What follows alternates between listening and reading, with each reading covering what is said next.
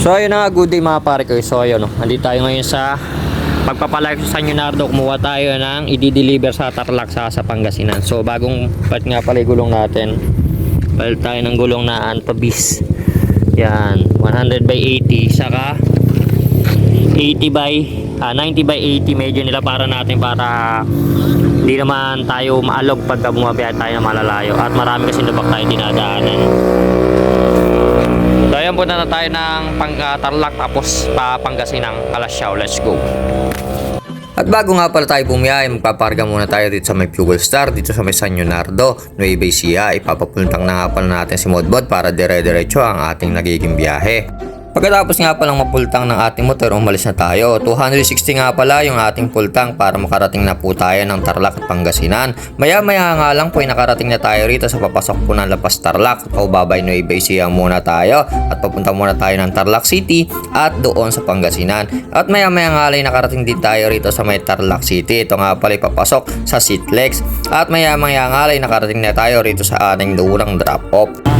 DB Plaza, okay? Dito sa may Sandra.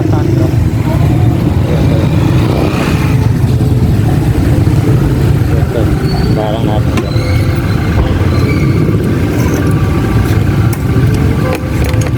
After ko nga palang naibaba yung first drop off natin dito sa may Tarlac City, umalis na kagad tayo at baka gabihin kasi tayo sa daan kaya umalis na rin tayo at di na tayo nag-stay na matagal dito. Maya-maya nga lang ilang minuto na nakalipas, nakarating na tayo rito sa may bayan ng Santa Ignacia at maya-maya nga lang din nakarating na rin tayo dito sa bayan ng Kamiling sa dito pa rin sa may Tarlac at binaybay nga lang natin yung kahabaan nga na tong Tarlac na to at maya-maya nakapasok na tayo rito sa may Pangasinan. Dito nga pala yun sa bayan ng Pangasinan. So dito nga pala kailangan ng best pagdating ng alas 6 ng gabi hanggang alas 6 ng umaga. At maya-maya nga lang nakarating na tayo rito sa may tulay ng Bangbang. So ito nga pala yung tulay na bakal na to. Kung di ako nagkakamali, dito ata yung natibag dati, yung may nahulog na truck sa single.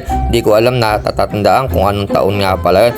Itama nyo na lang ako kung tama ba ako, kung ito nga talaga yung natibag na yun, kasi ito one way lang siya ngayon at hindi nagpapadaan ng mga truck. At mga ilang minuto lang na pagmamaneho natin nakarating dito sa may Malasiki, Pangasinan.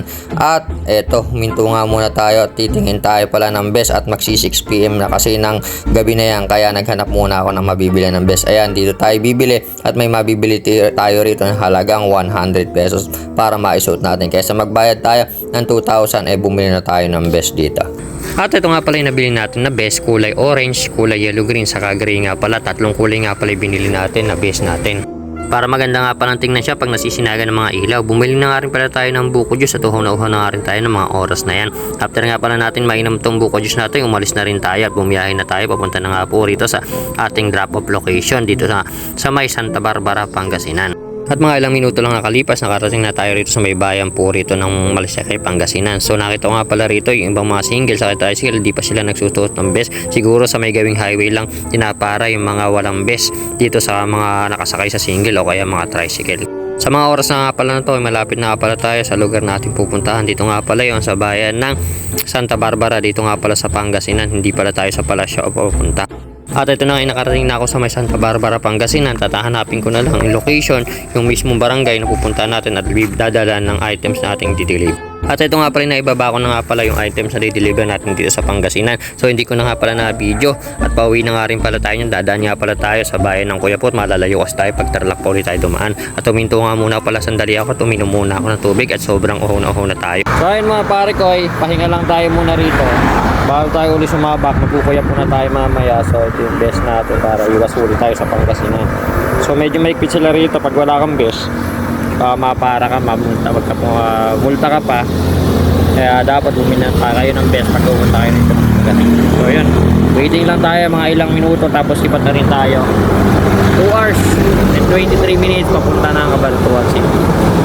Okay, so dito na lang may video ko mga pre. Let's go.